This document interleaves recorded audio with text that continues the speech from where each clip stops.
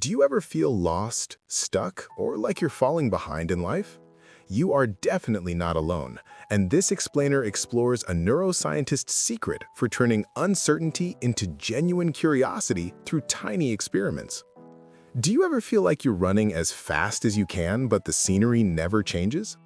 This is the Red Queen effect, the sensation that you are constantly falling behind while others under social media feeds seem to be winning at life. The Red Queen effect is a modern paradox where you work harder and harder but feel like you aren't getting anywhere. So what does this constant race do to us? Well, it fuels this very real modern-day thing called time anxiety. It's this sinking feeling that you are late or behind, and somehow everyone else is living a better and more perfect life. And social media is basically a giant and constant leaderboard just showing you how far you are from a perfect life. We often respond to this time anxiety by over-planning and over-committing, desperately seeking a sense of control through linear goals. When we cling to these linear goals, we risk burnout. Now, this isn't just a theory. Neuroscientist Anne-Laure Cunff lived this firsthand while working her dream job at Google. But to deal with her own uncertainty, she became the ultimate yes girl. Yes to every project, yes to every meeting. She just kept saying yes until she was on the edge of total burnout. She just kept pushing, ignoring all the warning signs until her body basically screamed stop. One morning, she looked in the mirror and saw her entire arm had turned a dark, shocking purple. It turned out to be a life-threatening blood clot. So she is in the hospital and the doctors are telling her she needs an emergency surgery. And what's her first thought? Not, am I going to be okay? No, it was, hold on, I need to check my calendar. Seriously, she was worried about a product launch. And that wild moment was her wake-up call. That was the moment she knew something had to fundamentally change. That story is pretty wild, right? It really makes you wonder, why do so many of us push ourselves to the absolute brink like that? Well, the answer often lies in this powerful, invisible forces that are quietly running our lives on autopilot. These forces are what scientists call invisible scripts. Think of them as subconscious stories or rules we pick up from society or family or anywhere. And yeah, they are useful things, but without us even realizing it, they can end up calling the shots on our biggest life decisions. To break free, we must identify the invisible scripts that hijack our decisions. Cunff points out 3 really common scripts that trap us. First, you got the sequel script, the one that says that your career must be a perfect logical line. You're making choices only because they match your past. Then there's the crowd pleaser script. That is all about making choices to get the approval of others. And finally, the big one, the epic script. This is the pressure to find one giant world-changing passion, or believing that every project must be a world-changing Hollywood movie. If we are all trapped in these invisible scripts, how in the world do we get out? The key, it turns out, is to start thinking a little more like a scientist. This slide really breaks it down. For most of us, success is a destination you arrive at. Failure is the end of the road. But for a scientist, success is a process of learning something new, whatever the outcome. And an experiment that doesn't work isn't a failure, it's just a data point in the learning cycle. It makes you go, huh, interesting, what's going on here? And this isn't just a perfect metaphor, it's literally how our brains are built to learn. It's called the perception-action cycle.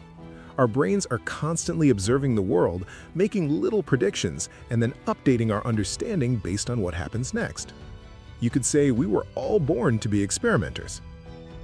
Alright, this all sounds great in theory, but how do we actually do it?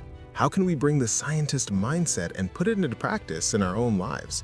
You don't need a lab to start, you just need a PACT, a commitment to curiosity.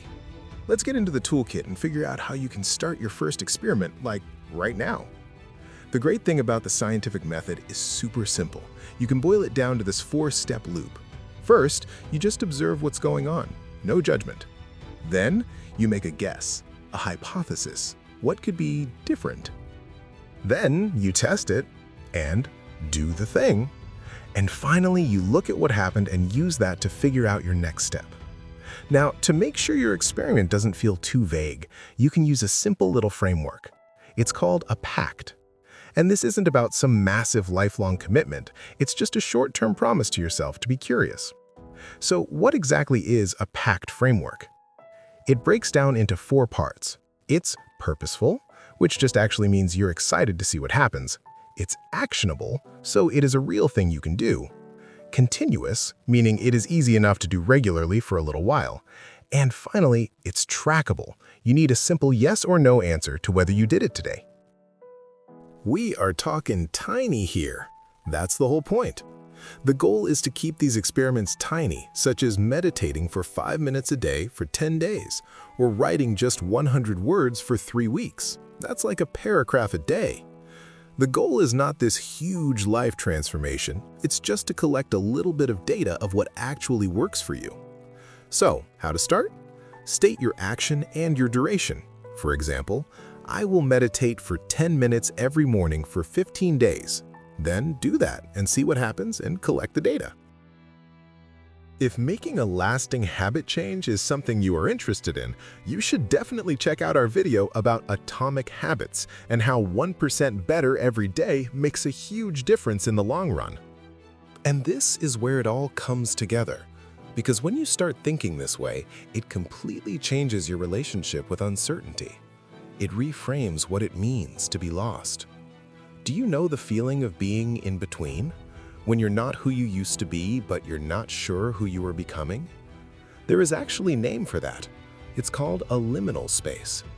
It literally means a threshold. It's that messy, uncomfortable period between what was and what's coming next. And our first instinct is to just run away from that feeling, to get back to a solid ground as fast as possible.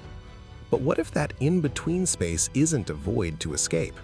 What if it is the perfect laboratory, a low-stakes playground where you can get curious and run some tiny experiments and see what happens? Use this time and space to run experiments and gather data about what authentically gives you meaning right now. By running tiny experiments, you move from free-floating anxiety to systematic curiosity.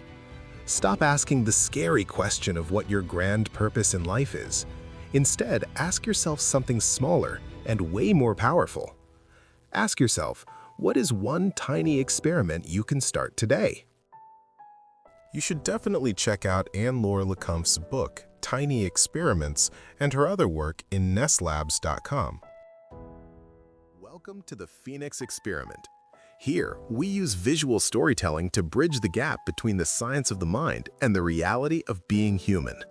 The experiment is your life. The goal is evolution. Hit subscribe and let's see what happens when you finally push your limits.